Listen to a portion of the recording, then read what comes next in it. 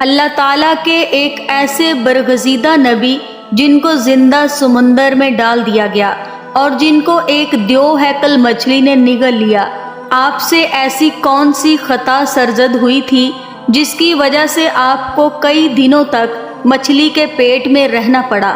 اور آپ کتنے دنوں تک اس دیو ہیکل مچھلی کے پیٹ میں رہے؟ اور آپ نے کون سی ایسی دوا پڑی تھی جس کی وجہ سے اللہ تبارک تعالیٰ نے آپ سے اس آزمائش کو دور کر دیا؟ اور آپ کتنے دنوں بعد اس مچھلی کے پیٹ سے باہر تشریف لائے؟ پیارے دوستو، آج کی اس منفرد ویڈیو میں حضرت یونس علیہ السلام کے عجیب و غریب واقعہ کے بارے میں آپ کو بتائیں گے، اور ساتھ ہی اس دعا کے بارے میں بھی آپ کو بتائیں گے جس دعا کو حضرت یونس علیہ السلام نے اللہ تبارک تعالیٰ کی بارگاہ میں مانگا تو اللہ تبارک تعالیٰ نے اس آزمائش کو آپ سے دور کر دیا۔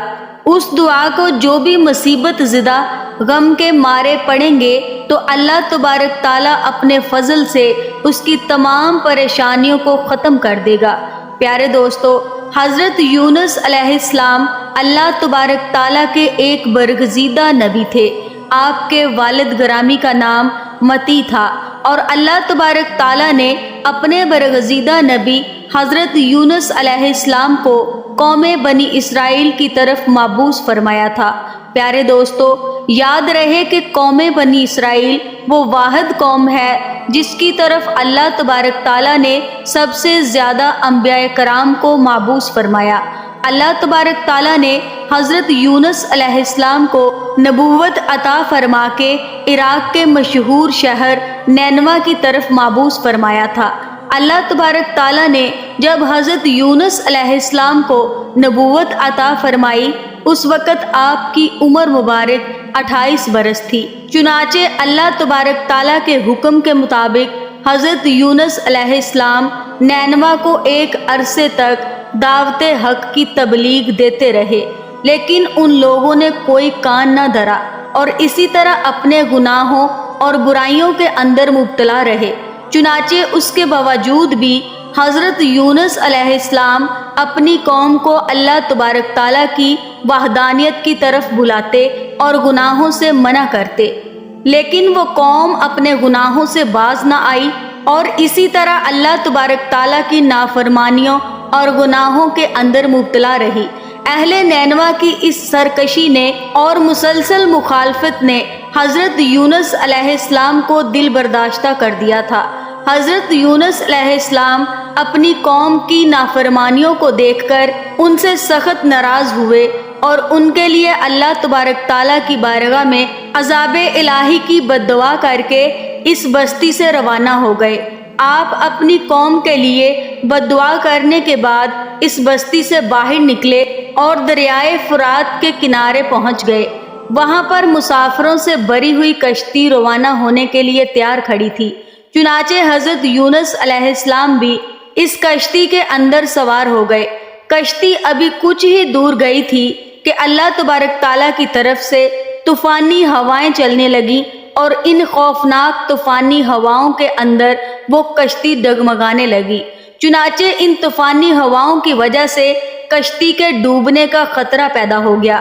اس وقت ملاحوں نے اپنے عقیدے کے مطابق کہا کہ معلوم ہوتا ہے کہ اپنے آقا کا بھاگا ہوا کوئی غلام اس کشتی میں سوار ہو گیا ہے۔ جب تک اس غلام کو اس کشتی سے نکالا نہ جائے گا تب تک اس مصیبت سے نجات حاصل نہ ہوگی۔ چنانچہ ملاحوں کی یہ بات سن کر حضرت یونس علیہ السلام کے دل میں یہ خیال آیا کہ میں نے اللہ تبارک تعالیٰ کی وحی کا انتظار کیے بغیر ہی اپنی قوم کے لیے بد دعا کر کے وہاں سے چلا آیا، اور شاید اللہ تبارک تعالیٰ کو میرا یہ عمل پسند نہیں آیا، اسی لیے یہ آثار نمودار ہوئے ہیں اور یہ میری آزمائش ہے۔ چنانچہ یہ منظر دیکھ کر حضرت یونس علیہ السلام نے ان ملاحوں سے فرمایا کہ میں ہوں وہ بھاگا ہوا غلام جو اپنے آقا سے بھاگ کر آیا ہے، مجھے کشتی سے پھینک دو تاکہ یہ طوفان رک جائے۔ مگر اس کشتی میں سوار ملاح اور مسافر آپ کو خوب جانتے تھے اور آپ کو نیک انسان سمجھتے تھے۔ وہ لوگ آپ کی شرافت سے خوب متاثر تھے، چنانچہ ان لوگوں نے آپ کو کشتی سے باہر پھینکنے کا انکار کر دیا۔ اس کے بعد پھر یہ طے پایا کہ قرآن اندازی کی جائے، اور جس کا نام قرآن اندازی میں نکلے گا اس کو کشتی سے نکال دیا جائے گا۔ چنانچہ سب کی رائے کے مطابق قرآن اندازی کی گئی۔ اس قرآن اندازی میں پہلی ہی بار حضرت یونس علیہ السلام کا نام نکل آیا۔ چنانچہ اس طرح حضرت یونس علیہ السلام کا نام دیکھنے کے باوجود بھی ملاح اور مسافروں کو یقین نہ آیا۔ اس کے بعد دوسری اور تیسری بار بھی قرآن اندازی کی گئی۔ ہر بار حضرت یونس علیہ السلام کا نام نکلتا۔ چنانچہ اس طرح ملاح اور مسافر آپ کو کشتی سے نکالنے کے لیے مجبور ہو گئے۔ اس کے بعد حضرت یونس علیہ السلام نے خود ہی کشتی سے چھلانگ لگا دی۔ اس وقت اللہ تبارک تعالیٰ کے حکم سے ایک دیو ہیکل اور بڑی مچھلی نے آپ کو نگل لیا اور حضرت یونس علیہ السلام کو صحیح سلامت اپنے پیٹ میں محفوظ رکھا۔ حضرت یونس علیہ السلام اپنی قوم سے ناراض ہو کر اس بستی سے چلے گئے تھے اور 40 دن کے اندر اندر عذاب الہی کے نازل ہونے کی پیش گوئی بھی کی تھی۔ چنانچہ حضرت یونس علیہ السلام نے اللہ کے عذاب کی جو پیشن گوئی کی تھی، ان کی قوم کو اس پر یقین نہ آیا۔ وہ لوگ کہا کرتے تھے کہ حضرت یونس علیہ السلام تو کہتے تھے کہ اللہ تبارک تعالیٰ کا عذاب آئے گا، لیکن اب تک تو کوئی عذاب نہیں آیا۔ وہ عذاب کب آئے گا؟ مگر کچھ ہی دنوں کے بعد اللہ تبارک تعالیٰ کے عذاب کے آثار نمودار ہونا شروع ہو گئے۔ چنانچہ اس طرح عذاب الہی کے آثار کو دیکھ کر وہ لوگ پریشان ہونے لگے اور ایک دوسرے سے کہنے لگے کہ حضرت یونس علیہ السلام کی بات غلط نہ تھی اور آپ واقعی اللہ تبارک تعالیٰ کے سچے پیغمبر ہیں۔ چنانچہ ان لوگوں نے اللہ تبارک تعالیٰ کے عذاب کے آثار کو دیکھ کر اللہ تبارک تعالیٰ کی بارگاہ میں توبہ کی اور اللہ تبارک تعالیٰ کی وحدانیت پر ایمان لے آئے اور اللہ تبارک تعالیٰ کی بارگاہ میں اس عذاب کے ٹل جانے کی دعا کرنے لگے۔ اس وقت اللہ تعالیٰ نے ان لوگوں کی توبہ کو قبول فرما لیا اور عذاب کو ٹال دیا۔ ادھر حضرت یونس علیہ السلام مچھلی کے پیٹ میں زندہ تھے اور اللہ تبارک تعالیٰ کی وحی کا انتظار کیے بغیر ہی اپنی قوم کو چھوڑ کر آنے پر نادم تھے۔ چنانچہ اس وقت حضرت یونس علیہ السلام نے اللہ تبارک تعالیٰ کی بارگاہ میں اپنی خطا کی معافی کے لیے یہ دعا پڑھی، لا الہ الا انت سبحانک انی کنت من الظالمین، یعنی اے رب العالمین تیرے سوا کوئی معبود نہیں، تو ہی یکتا ہے، میں تیری پاکی بیان کرتا ہوں، بے شک میں خود ہی ظالم ہوں۔ چنانچہ جب اللہ تبارک تعالیٰ نے حضرت یونس علیہ السلام کی یہ درد بھری دعا سنی تو اس دعا کو قبول فرما لیا اور حضرت یونس علیہ السلام سے اس آزمائش کو ختم کر دیا۔ اس وقت اللہ تبارک تعالیٰ نے مچھلی کو حکم دیا کہ وہ حضرت یونس علیہ السلام کو صحیح سلامت دریا کے کنارے پر ڈال دے۔ چنانچہ اس وقت اس مچھلی نے اللہ تبارک تعالیٰ کے حکم کی تعمیل کرتے ہوئے حضرت یونس علیہ السلام کو ساحل کے کنارے پر ڈال دیا۔ اس طرح حضرت یونس علیہ السلام 40 دن تک مچھلی کے پیٹ میں رہے اور 40 دن کے بعد اللہ تبارک تعالیٰ نے آپ کی اس دعا کو قبول فرمایا اور اس آزمائش سے آپ کو نجات بخشی۔